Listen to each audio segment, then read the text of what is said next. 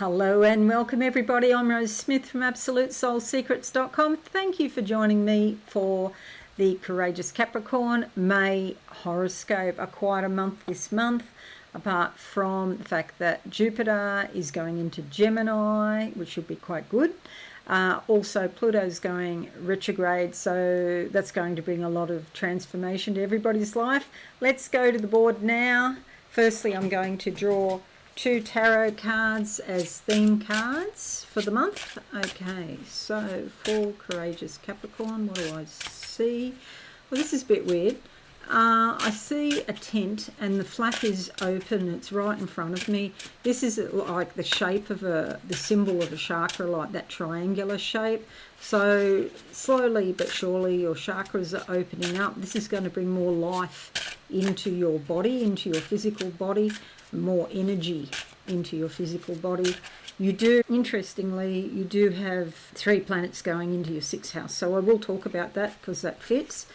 Okay, and the card that comes up for you, I'm going to go with that one.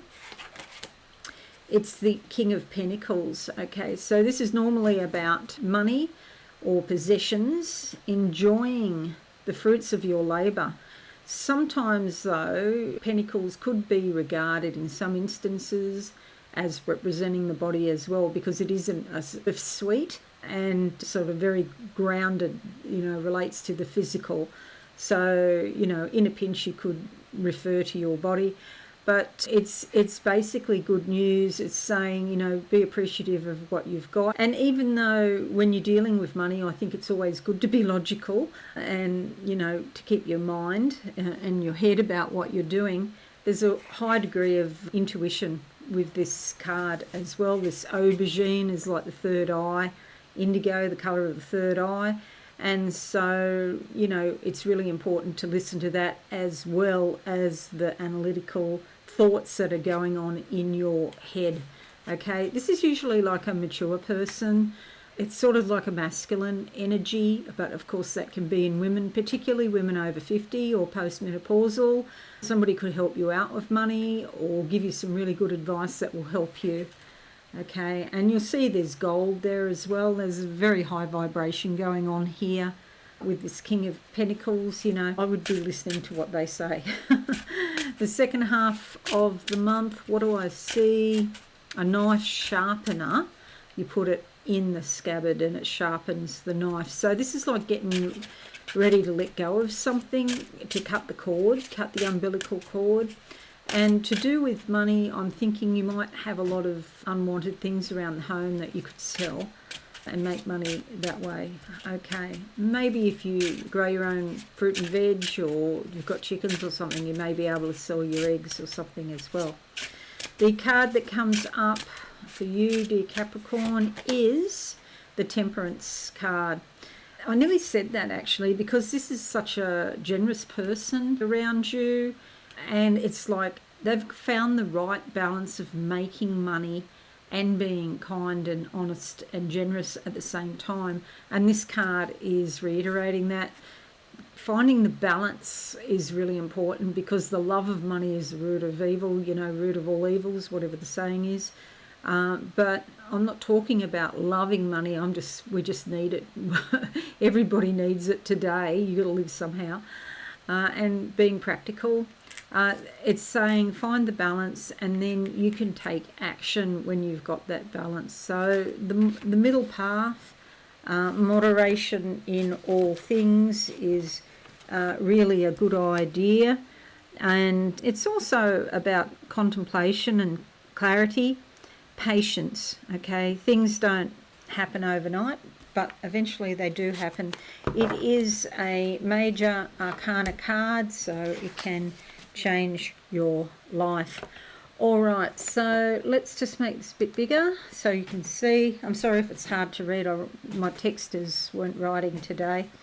You'll see a lot of activity. All the planetary activity is in, this is the northern hemisphere here, so it's in the bottom part of the chart. So a lot of it's going on underneath, and it's like you're not really sharing so much with the world. You do have the full moon here in, stirring up things in your subconscious, but it's not really going out into the world. So it's more a month of contemplation and self-reflection. There's no aspect patterns to start the month off as we would normally talk about. So we'll just start with the moon, the new moon over here in your 5th house, bringing a lot of new beginnings, maybe even accomplishments around creativity, but also in romance. You could meet somebody nice or just meet nice friends. Socialising could be quite important to you this month because there's a fair amount of energy going on here in your 5th house in Taurus and also Gemini. So there could be a lot of, discussions, but real physical meetings or real physical things happening. And, it's the start of a new chapter, so to speak. The full moon is in Sagittarius on the 23rd of the month, as I mentioned before, in your house of the divine or house of your unconscious, stirring things up, dredging along the bottom. Do watch to see what you dream. In meditations you might become more aware of certain scenarios or things pop into your mind. The full moon can bring culmination or a completion. Maybe you just feel more spiritual, okay? So probably a good idea to write everything down that you experience.